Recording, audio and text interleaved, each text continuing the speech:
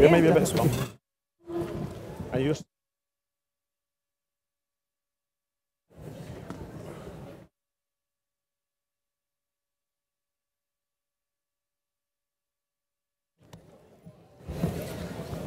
Oh, oh, what a shame. One shot, because it's Shona.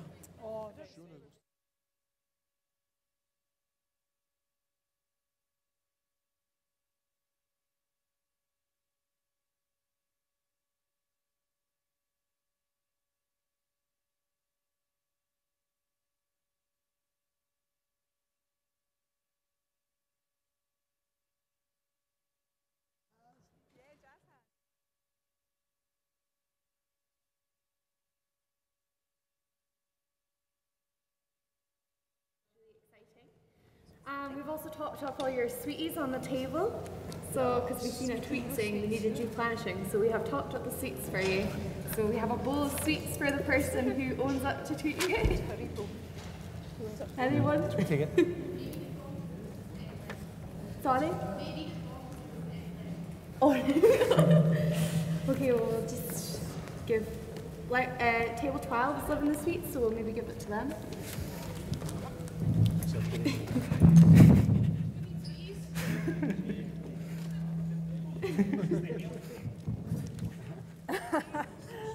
No sweeties left.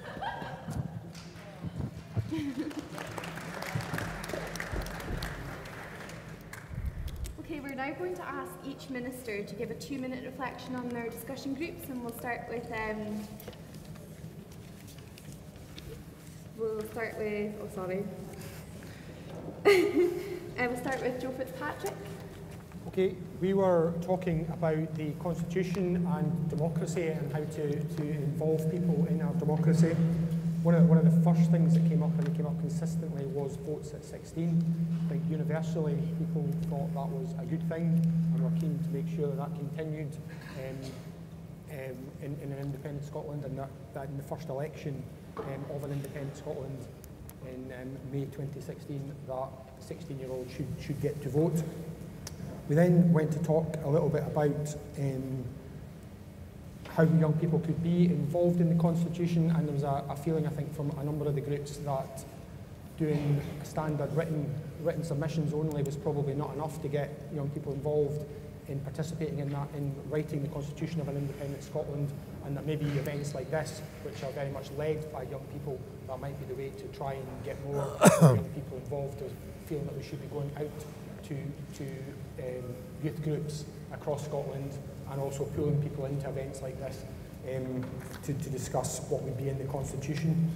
Another thing that came up, which might be a suggestion for what would be in the Constitution, was tuition fees, and the need that we should have a guarantee that tuition should remain free within an independent Scotland, and so maybe that's a potential second level thing that could be in an independent Scotland's Constitution, that right to free education. Sorry, we only have 2 minutes, so I'm just going to cut you off here and then move on to the next. Well, I first of all start with thanking Paul for his work as the facilitator. It was very wide-ranging. It wasn't really restricted at all to justice, but it was thoughtful, so challenging for me. We did have issues on corroboration, on prison reform. I think we had a good debate, enjoyable discussion, some challenging points for me.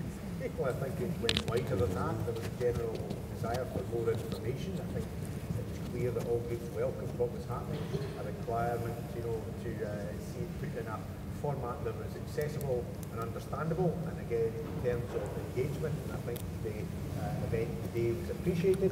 And I think the final thing is that, passing on to my cabinet colleague after this, I think there's a general recognition of the importance of education, being mentioned by the First Minister, and reiterated by those in the panel. So I think as Justice Secretary, I got off light, although I did get challenging moments. Thank you. I got questions for the Justice Secretary, so maybe we should just have swapped questions. A challenging discussion about drugs and alcohol, and the fact that the Scottish Government hasn't done enough yet to tackle it, talking about minimum pricing and the things we wanted to do. But on the independence issue, there were yes questions and no questions. The yes questions are about the need for free education and the absolute intention of continuing the policy of free education into independence, and the threat to that policy that would come from a no vote. And I think that we have to be quite explicit about that. The pressure on Scotland after, if there were a no vote on free education, would be intense. So guaranteeing free education and in our constitution is a big issue and something that we should be doing. The no questions are, can you give us less homework? The answer is no, because I don't give homework. Are you going to make it easier to get into university? Well, actually, there's lots of opportunities to get into university and to get into college, but also there's a growing number of opportunities in terms of vocational education, apprenticeships, and learning about careers. And one of the strong themes was opportunities. The opportunities that come out of a yes vote, the opportunities for more employment, for a continuing improvement in education from a very good base, and making sure that everybody has the chance to succeed in a fair and equal Scotland. I think that's what we were talking about. That's what we're talking about here today. Jamie was the facilitator at my group, and he did a brilliant job keeping it all running on track. My microphone's not working. Across the three groups, one thing struck me, and it's a really positive thing, that every single young person in all of the three groups were absolutely definite that they were going to vote in the referendum. Not all of them had made up their minds how they were going to vote, but everybody said absolutely, definitely they were going to vote. We talked about a whole range of different things, from the economy, how an independent Scotland could fund all the services we depend on. We talked about health, about education. We had a good question on defence, how an independent Scotland would defend itself from one of the cadets that is here. So brilliant range of different discussions. I think at all the tables, though, it all boiled down to a discussion around one point, and that was what are the benefits of being independent, and do the benefits outweigh the risks? And that's a reasonable question for everybody to be asking, and I hope I managed to help persuade people that the benefits and the opportunities that independence will bring will be well worth it. But thanks to everybody. There was too many to go into. Justice came up as well. Kenny from a young guy, one of my tables. So there was a whole range of different questions, but it was really impressive to hear how well informed and how engaged in the debate people are. Well, I was floating around the tables, as you put it, and I got the same questions as the others have said. There was a couple of specific ideas which I found interesting. One was the idea of, for young offenders, making clear that if somebody makes a mistake in life, then the slate could be wiped clean after a defined period of time, so as to get a proper second chance. Secondly, there was an idea about standing room only in football matches, and somebody told me what happens in the Bundesliga, which I found very, very interesting. A couple of the questions which went beyond the normal questions that you get asked. Someone asked me, why can't you do what you want to do with the Westminster Parliament? Why can't we do all that?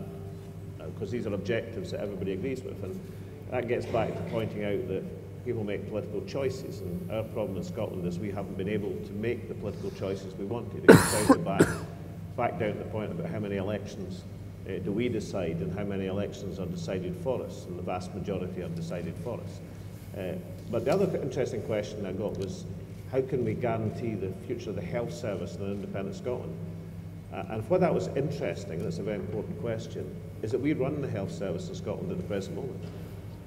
And the only reason we can guarantee the health service is because we can make choices not to privatise it, for example.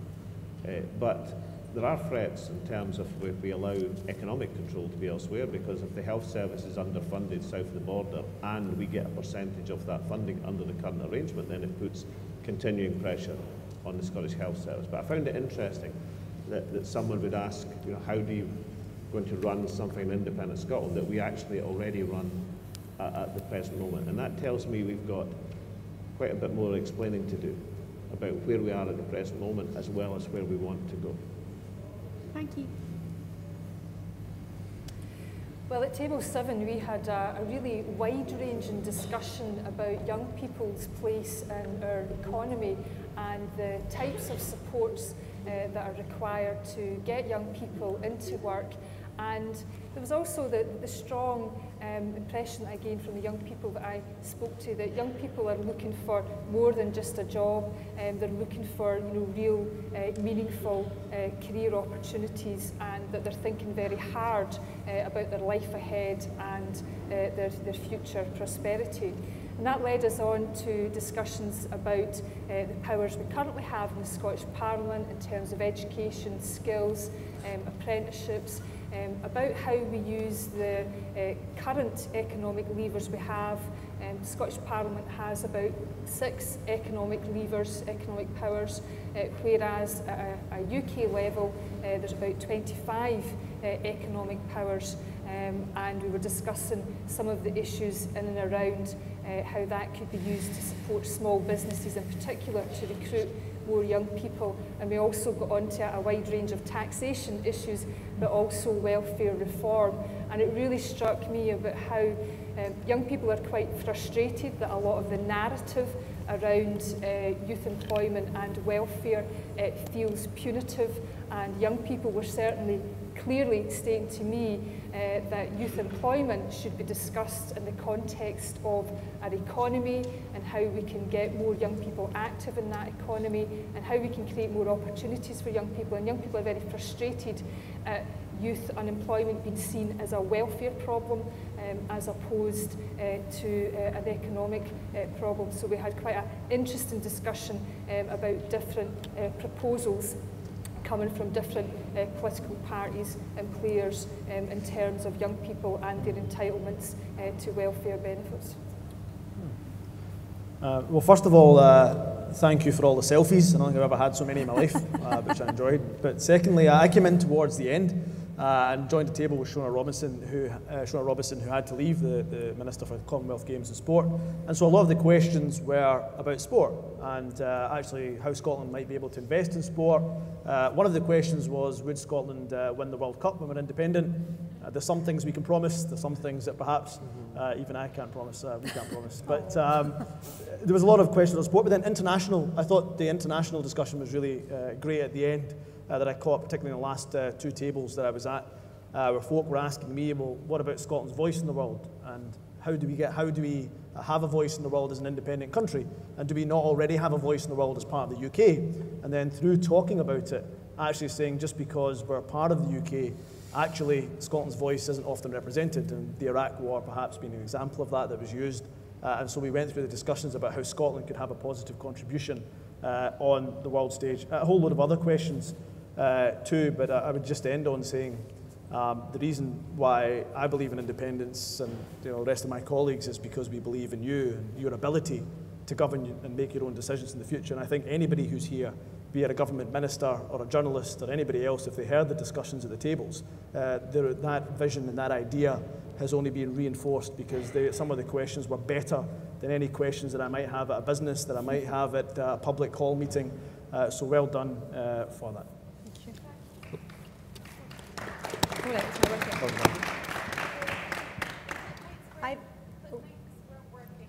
They should be. Oh, you can hear me now. That's good. Good.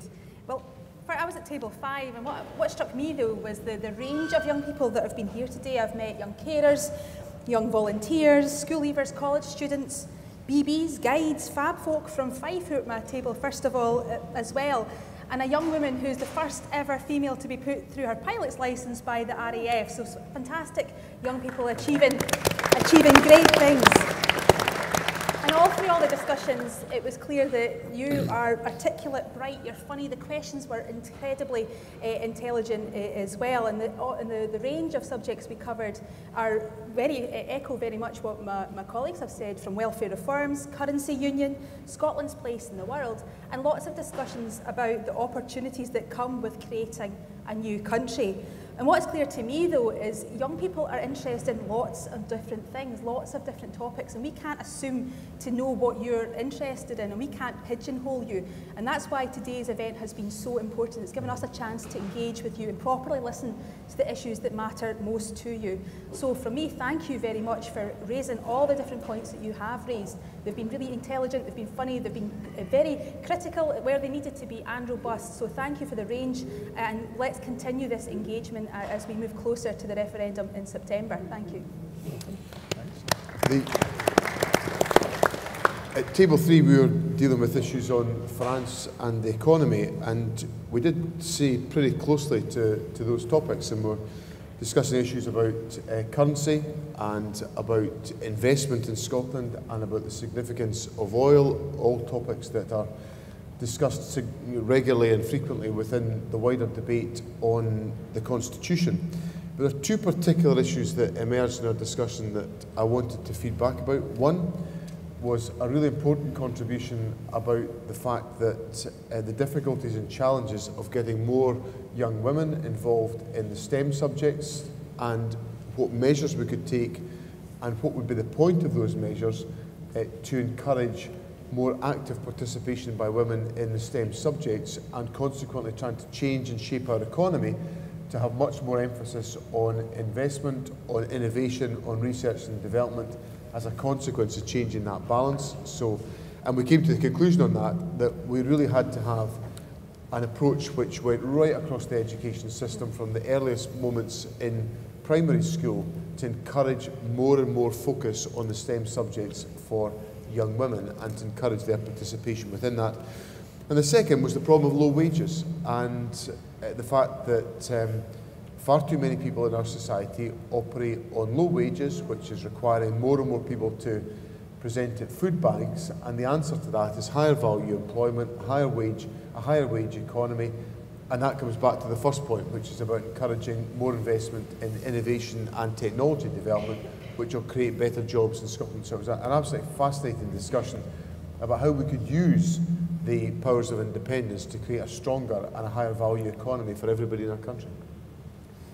Well, Kyle was facilitating at my table and started off the conversation saying we have to talk about communities, and Derek Mackay is the planning minister and planning is really exciting.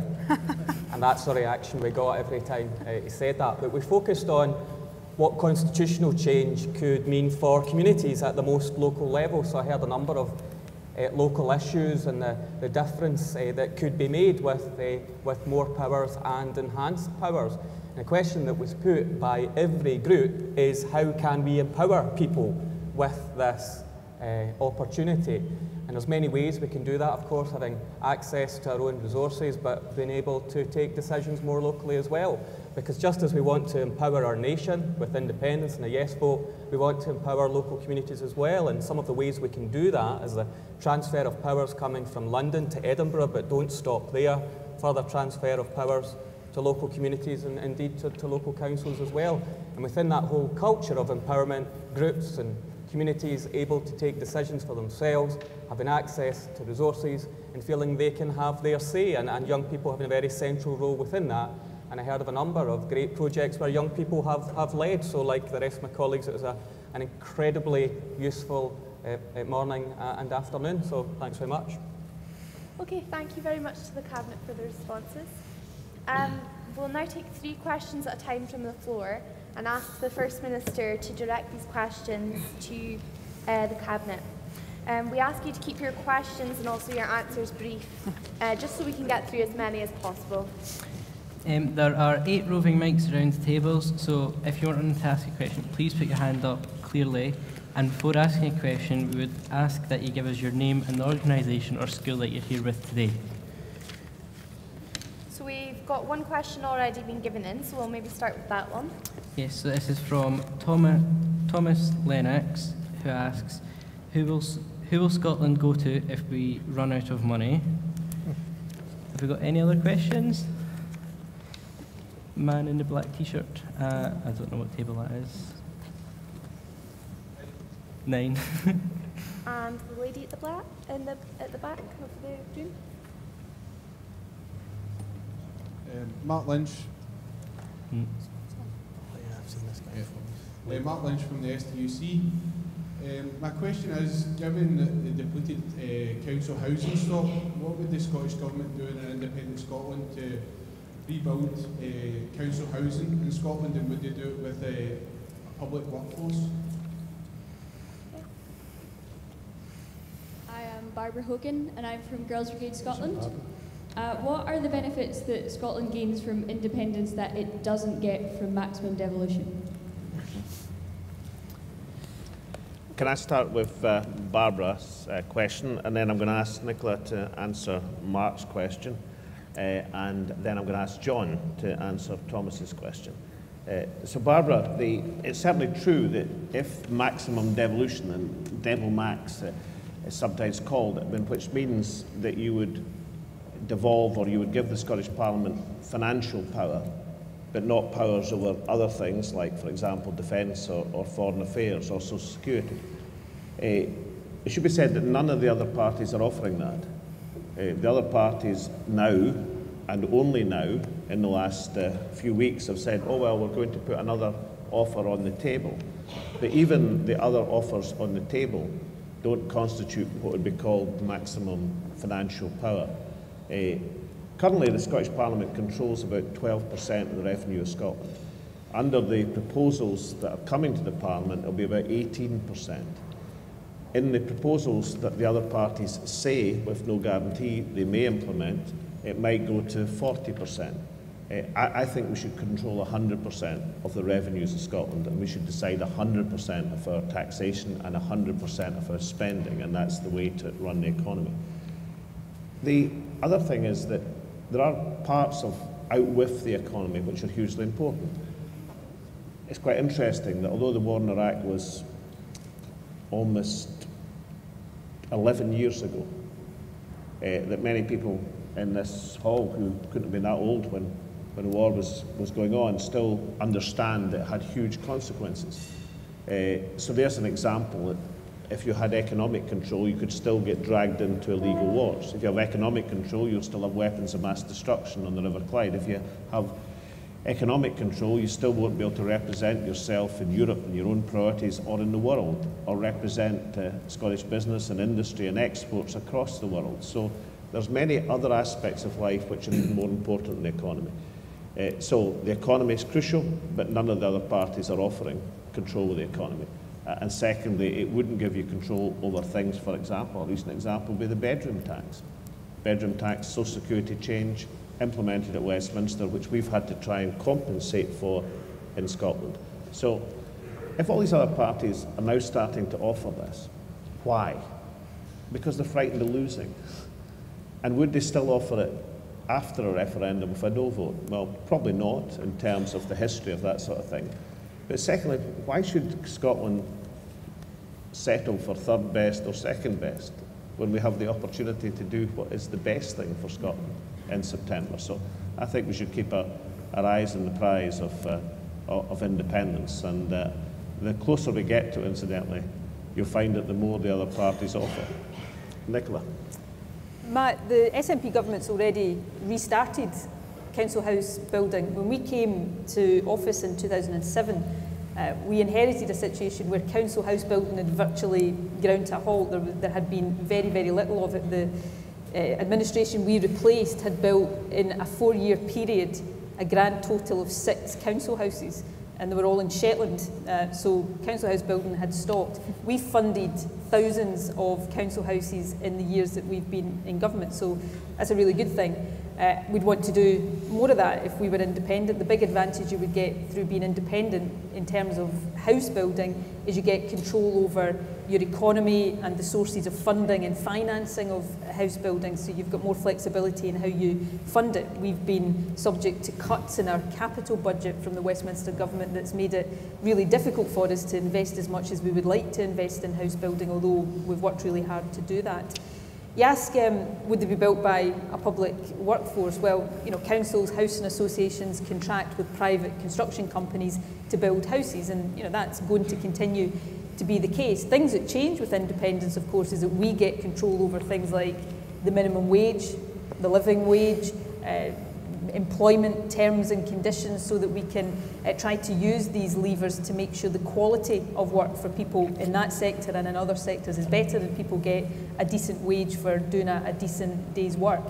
And we can also, which we're doing just now and we can continue to do with independence, make sure that the council houses we're building stay in the public sector and they're not sold off We're in the process of taking away the right to buy council houses, not because there's anything wrong with people wanting to buy their homes, and there's lots of different ways in Scotland that people can buy their own houses. But if we're building council houses for people who can't, for whatever reason, or who don't want to buy their own house, it's really important that we keep those houses for that purpose. So we're doing lots in housing with the powers we've got, and we'd be able to do a lot more and do it better if we had the additional powers that come with independence. John, would you like to tell Thomas how you haven't run out of money in the last 7 years and how you wouldn't run out of money in an independent Scotland?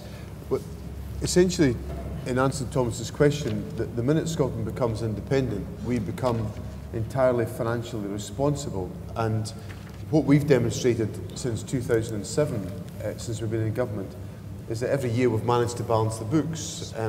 We've had to do that. The law requires me to balance the books, but just because the law requires me to do it doesn't mean to say it's an easy thing to do. So we've got a track record of very effective financial management within the country. And when we become independent, we will become responsible for all aspects of our finances, and we have to run them in a financially sustainable way. That's why we believe it's important that we should concentrate on expanding the economy, getting more people into employment, because if you get more people into employment, you reduce your benefits bill and you increase the taxes that you're able to generate as a consequence of more folk being in work. And you also can encourage more people to participate in the economy by boosting the population and by ensuring that we have higher value employment as a consequence. So what we'd have to embark on as a country is a responsible approach to financial management. I think we've got a very good track record of doing that as a devolved administration. We simply would need to carry that on as an independent country, but to be mindful of the fact that in all circumstances we'd have to run a budget that was sustainable and that delivered for the long-term economic security of Scotland. Okay, thank you. We're only going to have time for about 3 more questions because we have to kind of wrap up for about 10 to. So the gentleman in the grey blazer, the lady in the polka dot dress, and we've got some down here. The lady in the It's Jordan. It's Jordan Linden, and I'm an MSYP for Uddingston and Bellshill. I'd be keen to hear from the Cabinet how they think that they can capture the enthusiasm for politics that's been generated by the referendum, and how we can use that to positively empower and engage our communities, particularly young people. Amy McDermott from the University of Stirling Students' Union. Alongside Women in STEM, what can we look for in independent Scotland about empowering women and breaking glass ceilings or in concentrations in low grade and paint jobs? Were you the youngest MSP when you were elected?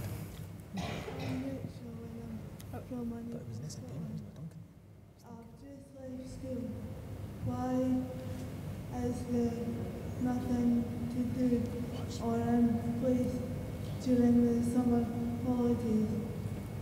Social services filled the pub just before I left school. Cutbacks funding. Didn't hear that one. Okay, if the Cabinet agreed to be quick on the answers, maybe we can get another batch of questions in as well. Michael, cutbacks in terms of schools and over the summer in particular, as I heard. Summer holidays, yeah. Right. If you've left school, then there should be some opportunities through college events during summer and going into summer, though there's not lots of them. If you're still at school, then I would hope that voluntary organisations and councils are working together to find opportunities in every area for people to do useful things during the summer holidays. If you would like to make sure I know where you live, I'll find out what's taking place in your area to make sure that we give you that information. But if it's not happening, then make it happen.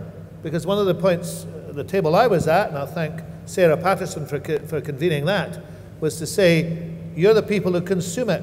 You're the people for whom services are provided. If those services aren't right, then you should be telling your council, you should be telling your MSYP, you should be telling your MSP, and you should be telling me, and we'll try and do what we can. Okay, thanks, Michael. Could you, Angela's the Minister for Youth Employment, could you answer Amy's point about the women in STEM subjects? Yeah, I mean, Amy's point was very important in terms of women in STEM and how we help women break the glass ceiling and have true equality in the workplace. And it's fair to say that there is much more that we can and will be doing now, and that relates to what happens within school and starting from a very early age. Angela, not everybody might know what STEM subjects are. Yeah? STEM is science, technology, engineering and mathematics. So it's careers that relate to these subject areas, and women just now are very underrepresented in these careers. And while we, as a government, we're not interested in corralling young women into making particular career choices, but we do want young women to feel that they have real choice, real opportunities to pursue these careers, because currently there are many barriers to women doing so. And the reason we want to rectify that gender imbalance in the STEM subjects and STEM careers is it very much relates to pay. Women are less paid than men on average just now, and that is often due to what they call occupational segregation. And by that we mean that women are overrepresented in some professions but underrepresented in professions and careers that pay well.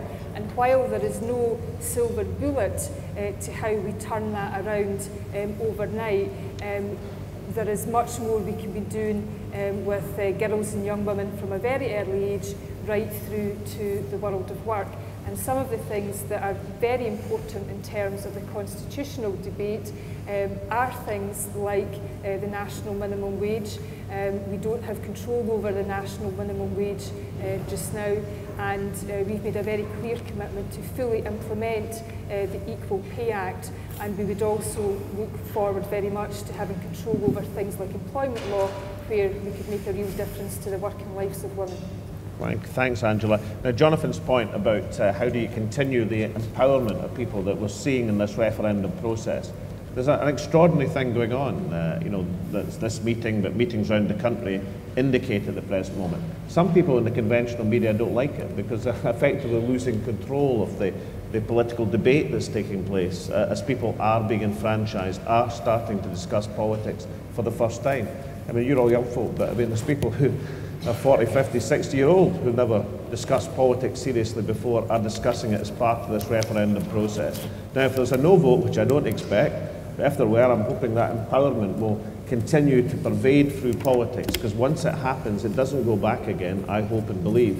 If there's a yes vote, which I do expect and hope for, then I think the next channeling of that will be into the Constitution. Because once Scotland becomes independent, we will need to have a written constitution. We'll have a written constitution because every other country in Europe has a written constitution. Every country in the Commonwealth has a written constitution. Every modern country on earth has a written constitution guaranteeing people's rights and liberties, except the UK. And the idea of forming and being part of the process by which you can say what rights and entitlements and aims you should have as a society is in itself a great process. So if there's a yes vote, I see that enthusiasm that we're seeing now being channeled into building the constitution of a new country. Okay, we'll just take 3 more questions if we make them really quick. The guy in the grey t-shirt there, and the lady in the blue t-shirt there, and the lady in the dress right here.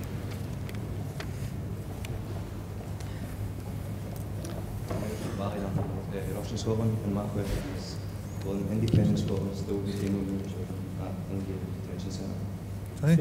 Could you just say it again, because the microphone's not picking up. Keep it to your mouth. Up with the sound, yeah. That's better. Will an independent Scotland still be taking women and children at Hungary Detention Centre?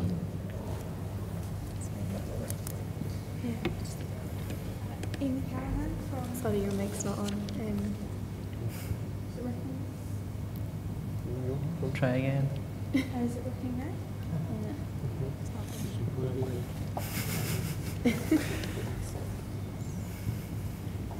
Amy Callahan Speak louder. Amy Callahan from Girl Guiding Scotland. I was just wondering if in an independent Scotland, the Scottish Government had any plans on international issues, particularly for girls and young women. International plans for girls and young women. Parliament.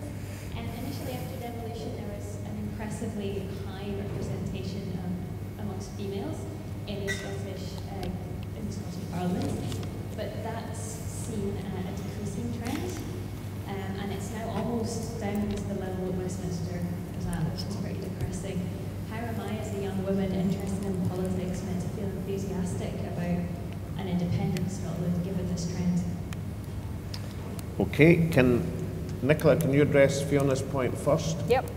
I agree with you, we need to get more women into politics. I'm a huge enthusiast for that. The Scottish Parliament's done really well. It's not done well enough, even when it was doing better than it's doing just now. It still wasn't 50-50, which is what we should aspire to, at least in my view. We are 52% of the population after all. It slipped back a bit, and that, I think, puts a huge responsibility on the shoulders of all political parties to get their act together, and in the SNP we accept that responsibility, and we'll be working really hard to make sure that we are encouraging and enabling women to come forward, to stand for Parliament, to get elected to Parliament and get into the top positions in government. The First Minister recently made some additional appointments to the Scottish Cabinet. Angela was one of them, Shona, who was here earlier on, was the other.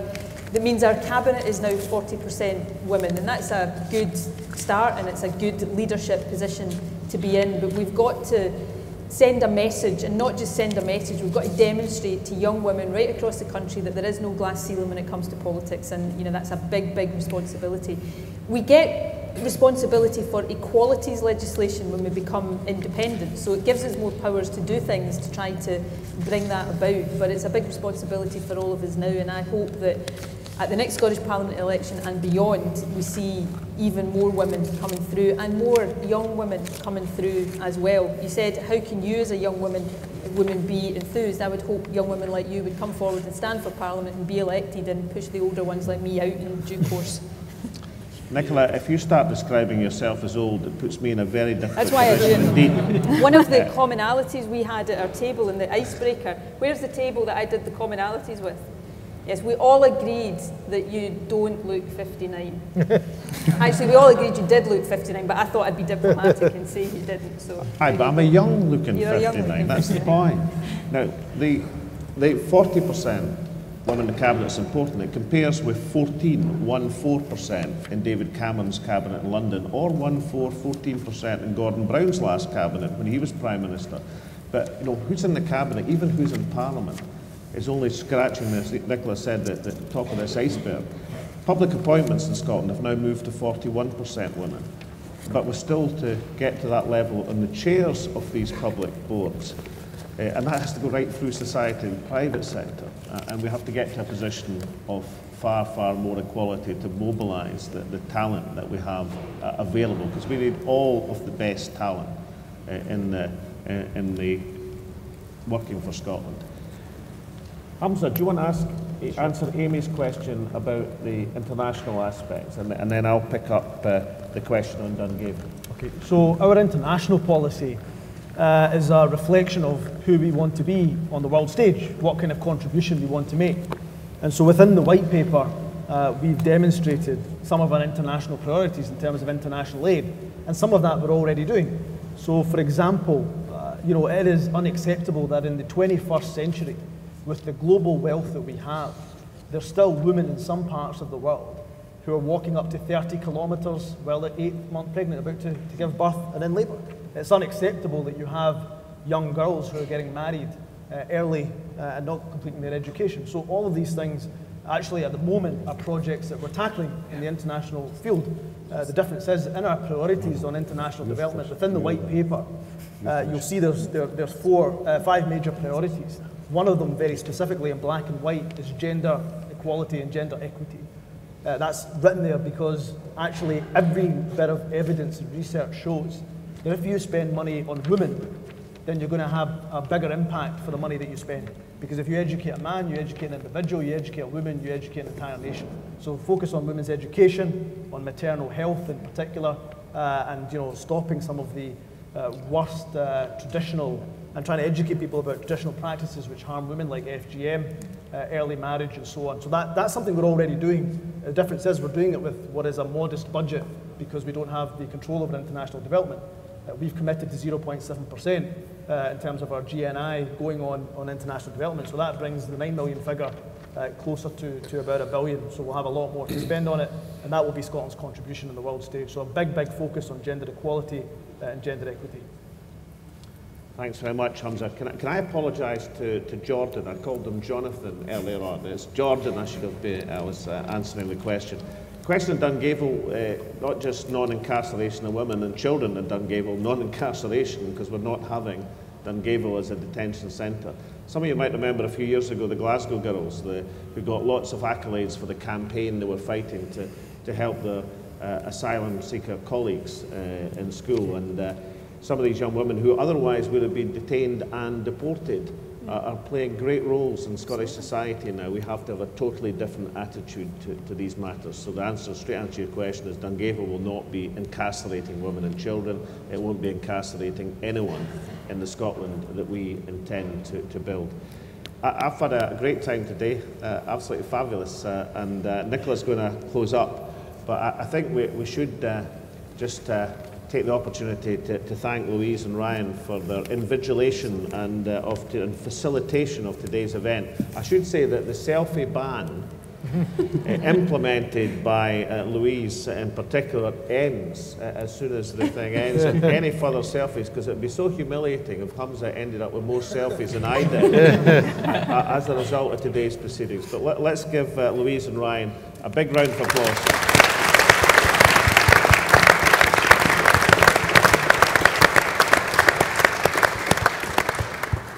Very much to the First Minister, and thank you for all those interesting points and questions.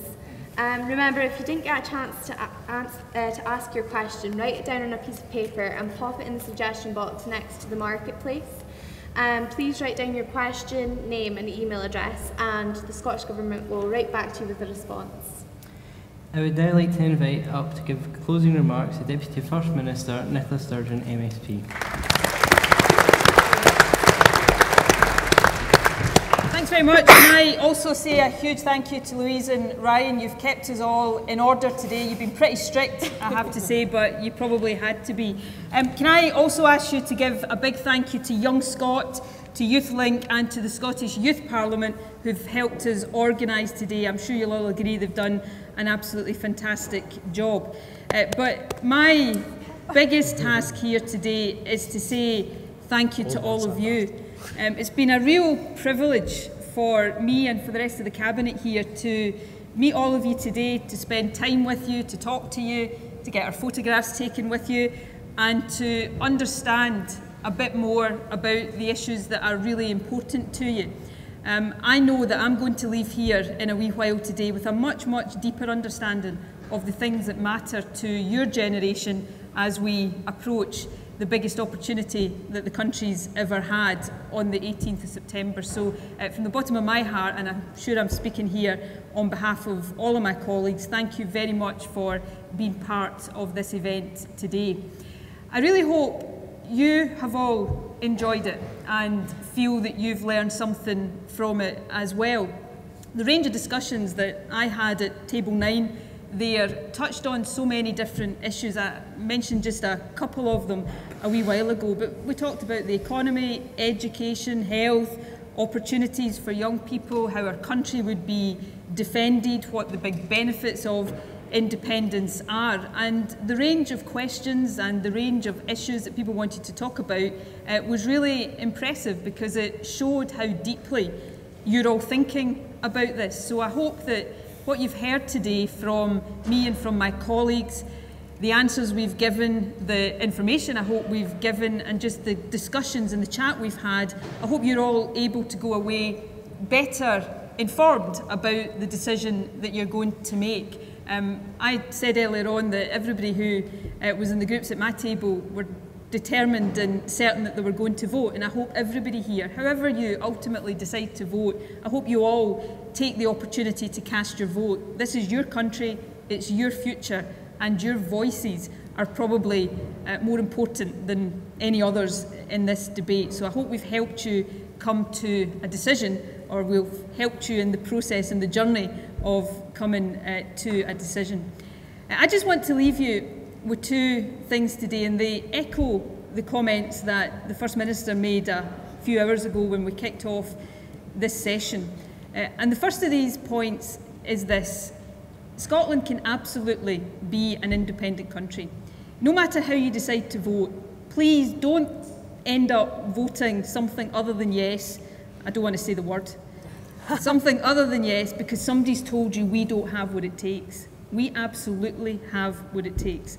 And that's not just because we're one of the richest countries on the face of this planet, although we are one of the richest countries on the face of this planet. We can be independent because we've got the skills, we've got the talent, we've got the ability, we've got the people to be independent and to be as successful as any other country in the world. And I think if anybody out there right now is questioning that, asking themselves, do we really, in this small country of ours, have what it takes to be independent? If they came into this room right now and talked to all of you, they would no longer doubt that, because you're the future of this country. And I've spoken to people today who want to be politicians, God help you, people who want to be doctors and nurses. I've spoken to people who want to be mechanics. I've spoken to a young guy who's just applied to join the army. I've spoken to the cadets. I've spoken to somebody who wants to be a painter and decorator. You are the future of this country. You're the leaders, you're the politicians, you're the business people, you're the medics. And one of the big things, the biggest things that gives me confidence that we've got what it takes, not just to be an independent country, but to be a successful independent country, is all of you. So the next time you hear somebody saying, Scotland can't be independent, my advice to you is take it as a personal insult, because they're questioning your ability to be the people that will lead this country as an independent country and lead it to bigger, better and greater things. So that's the first point I want you to take away from this. We can do this. The second point is we should do it.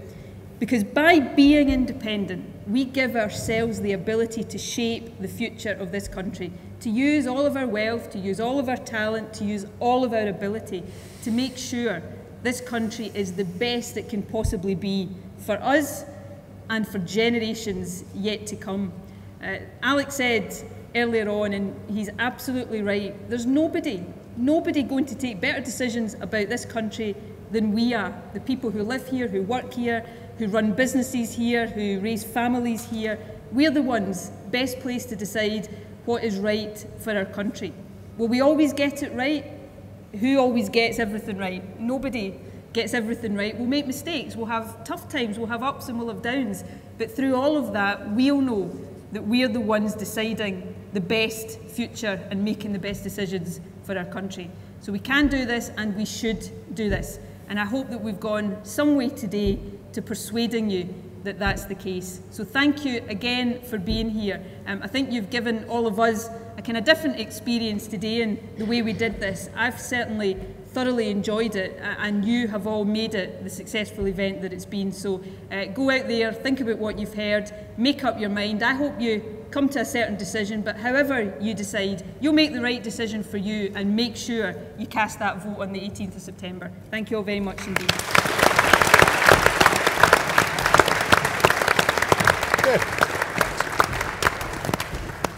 Thank you so much, Deputy First Minister.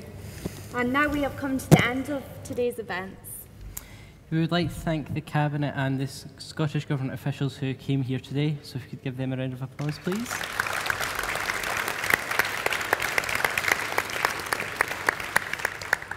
We would also like to thank everyone involved in the organisation of today. There's too many of you to name, but you've all done a fantastic job and it's just been amazing. Thank you.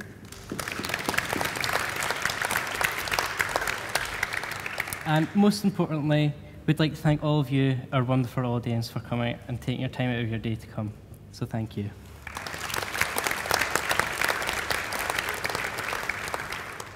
So we hope you've enjoyed this event today and found it very informative. for making your decision in September and using your vote. Have a safe journey home and have a great weekend. Thank you so much.